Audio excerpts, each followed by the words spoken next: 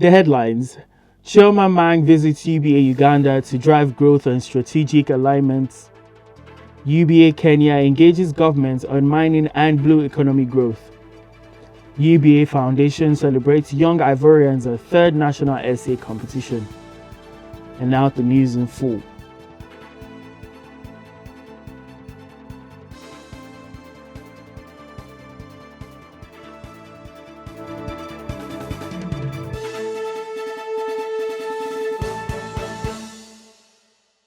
Hello and welcome to Inside the Den. I am Obina Njoku, your host for this episode.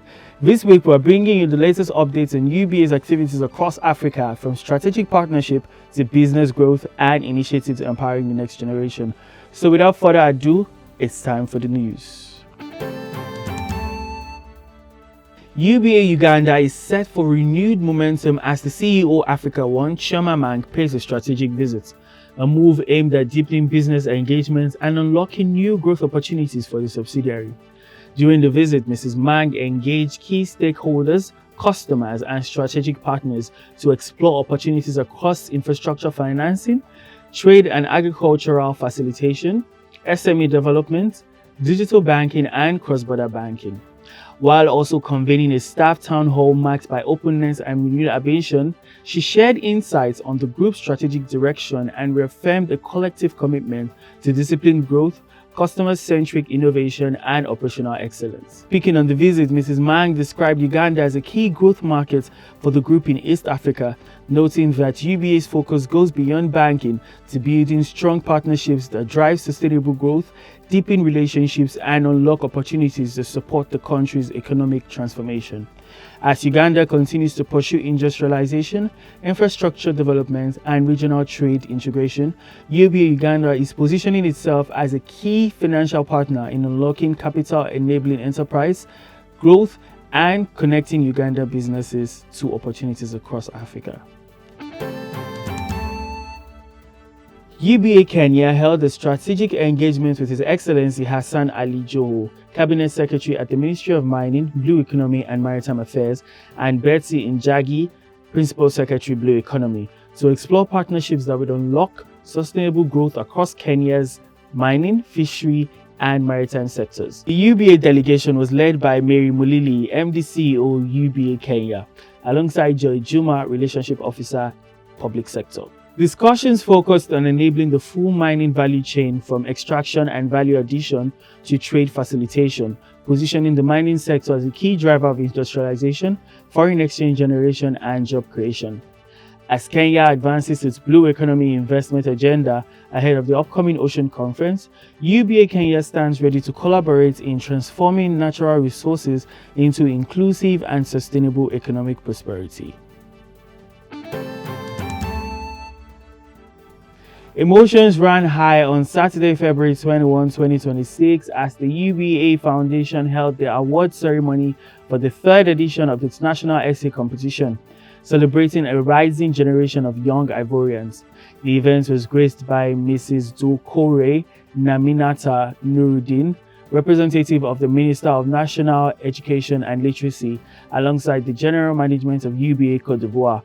12 finalists were recognized for their outstanding essays, with 3 crowned as grand prize winners. Highlights of the ceremony included the presentation of laptops to all 12 finalists, the announcement of the scholarship-winning grand prize winners, and the presentation of a check to the sum of 1 million CFA franc to Yamoussoukro Science High School, celebrated as a champion of mobilization in this edition.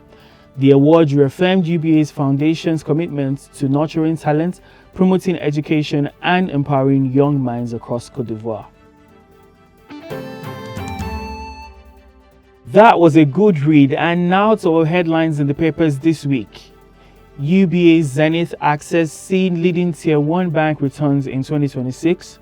UBA Access Holdings approved 2025 financial year results, proposed dividends. Before we draw the curtain, let's take a minute to talk about FTR. I'm sure many of you already know what it means, but if you don't, here's a quick reminder. The First Time Right initiative reinforces our commitment to delivering quality, accuracy, and excellence in every task we undertake. It challenges us to get it right the first time by paying close attention to detail, strictly adhering to processes, and taking full ownership of our responsibilities. By reducing errors, rework, and delays, FTRA not only improves efficiency but also enhances customer satisfaction and strengthens our overall performance. Ultimately, it is about building a culture of accountability, precision, and continuous improvement in everything we do. When you hear First Time Right, what you should think about is how you can make sure that whatever it is that you're doing doesn't come back again, right? So you're in a branch, for example, a customer comes in to open an account, and we have these issues a lot where branches submit incomplete documentation, as an example, right? And what does that do? So the incomplete documentation is logged on a platform and sent to back office.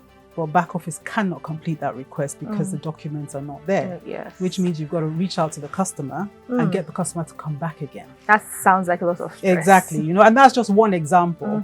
But if that staff had done it right the first time, it avoids the rework, and with people, now we're in an era where we're saying we need to also manage our costs.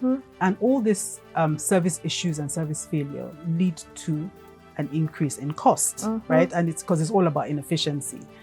So I think, for me, it's just one of the first things. I mean, there's so many different ways you can think about it.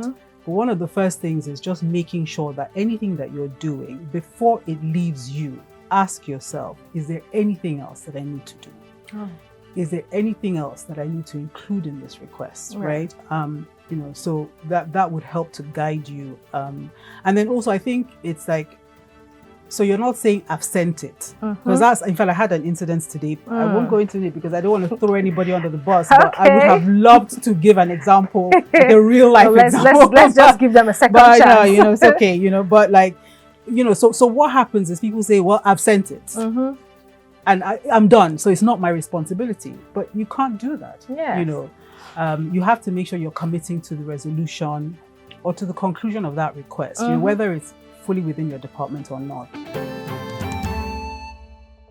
And that's a wrap for this week's episode of Inside the Den. From unlocking sustainable growth in Kenya's mining and maritime sectors to strengthening partnerships and business in Uganda, and also celebrating the rising generation of young Ivorians, UBA continues to do one thing to demonstrate its commitment to transforming lives across Africa. I am Obina Unjoku, and you have been watching Inside the Den. Stay tuned for more stories of impact, innovation, and inspiration in the next episode. Until then, bye-bye.